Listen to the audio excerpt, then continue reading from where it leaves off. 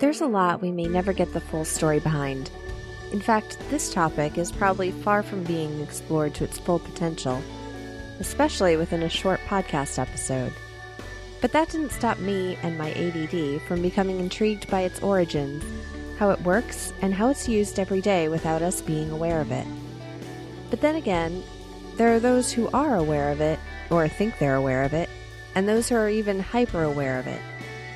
Everyday occurrences like product placement in movies and television, underlying messages in music, and maybe even the ability for our brains to hear something one way, but our subconscious pick up on its reverse, therefore having the potential to brainwash us.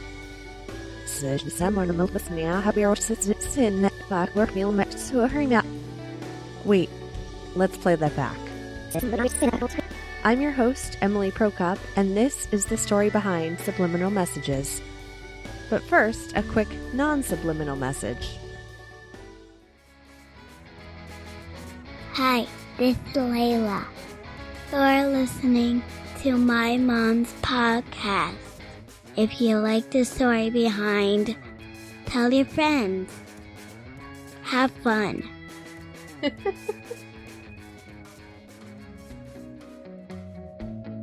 Before we get into flash messages appearing in movies and television, let's talk about what might be considered one of the earliest subliminal messages: rhetoric.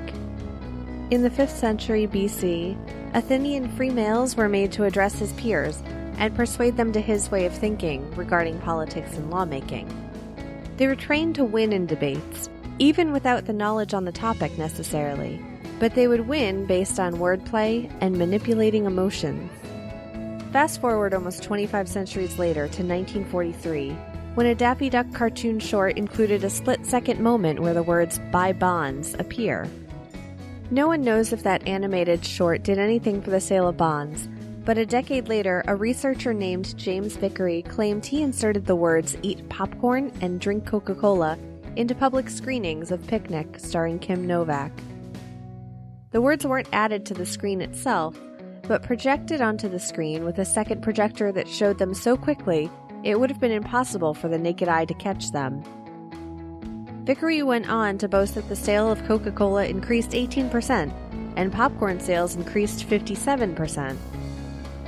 The sensationalism of the story was enough to raise significant interest in this marketing technique, which Vickery later admitted he never actually did, and the experiment is considered a hoax. The idea that the subconscious can pick up on and even act on hidden influences continued to hold the attention of Dr. Wilson B. Key, who published Subliminal Seduction in 1973.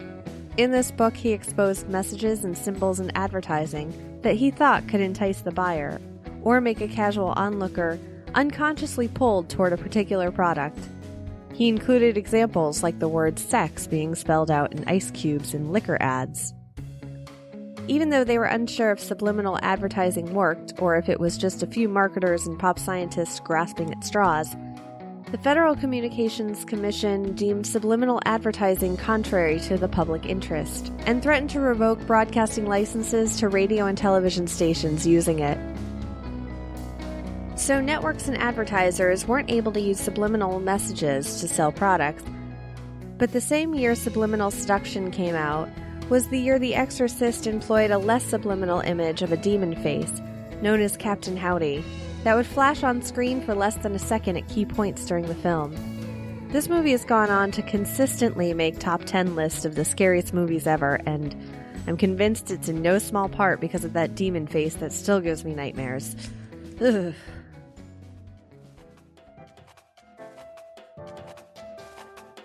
As part of the research for this episode, I came across a documentary called Programming the Nation, which tried to uncover if and how subliminal messages worked, and how they're used in marketing and the media. One thing the documentary noted was how advertisers say they don't use it, and they've also done studies to prove it doesn't work. The advertisers did the studies and reported the findings, that is. So in a conspiracist head, of course the advertisers would tell people they didn't use it and it didn't work. So it would remain at the subconscious level, and people wouldn't look for it.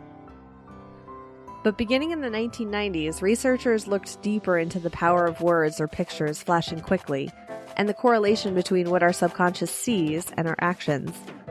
More recent studies have even found that negative words and images affect our brains more and tend to stick with us. A lot of what you'll see when you search for examples of subliminal messages are advertisements that contain fear-inducing or taboo subjects to make us uncomfortable. Product placement within movies and television has been shown to be an effective yet more obvious form of manipulating the viewer. One study even embedded images relating to thirst within an episode of The Simpsons, and found viewers actually showed signs of becoming thirstier. And speaking of The Simpsons, in the 2001 episode New Kids on the Block, Bart and his friends start a boy band in which one of the songs contains the lyric, Ivan et Niage.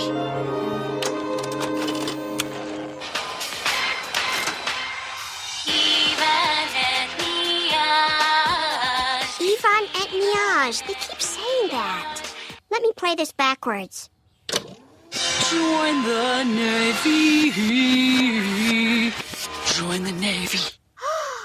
They're recruiting people with subliminal messages. This form of subliminal messages is known as backmasking and implies our brains are capable of being able to subconsciously understand what's being played forward and backward. And the fear of our minds being controlled by the messages in songs became a witch hunt against musicians in the 70s and 80s.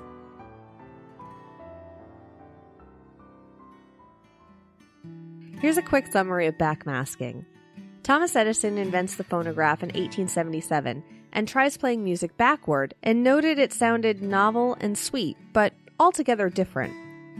The 50s and 60s saw artists playing with the reverse tracks to incorporate into their music, including the Beatles on their album Revolver in 1966. Occultist Aleister Crowley back in 1913 suggested his followers train their minds to work backwards, including listening to music backwards and speaking backwards in order to prepare for occult rituals. Since rock and roll was already considered the devil's music, it was clear to Christian evangelists that the musicians must have been trying to brainwash their fans into drugs, sin, and the occult. Playing music backward and finding the so-called hidden messages gave rise to the idea Paul McCartney was dead and replaced by an imposter, and the Beatles were trying to convey the message in reverse song lyrics.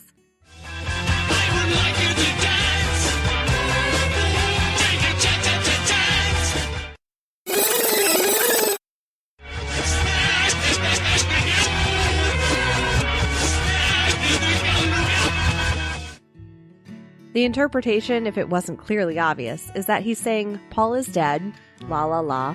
Paul is dead, we sing hallelujah. Want to hear it again?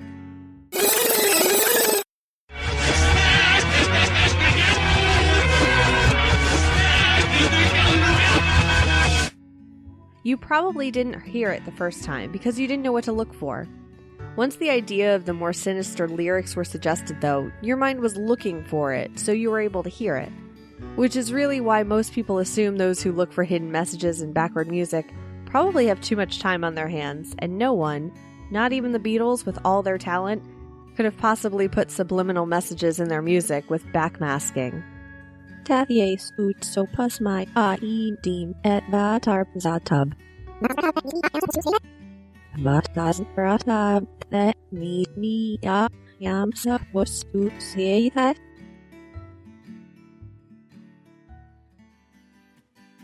Information for this episode was sourced from the documentary Programming the Nation, Business Insider, Slate, Science Daily, and more links which can be found in the show notes at thestorybehindpodcast.com. Follow on Facebook, Twitter, and Instagram at StoryBehindPod, or subscribe on your favorite podcast app so you'll never miss an episode. Thanks for listening.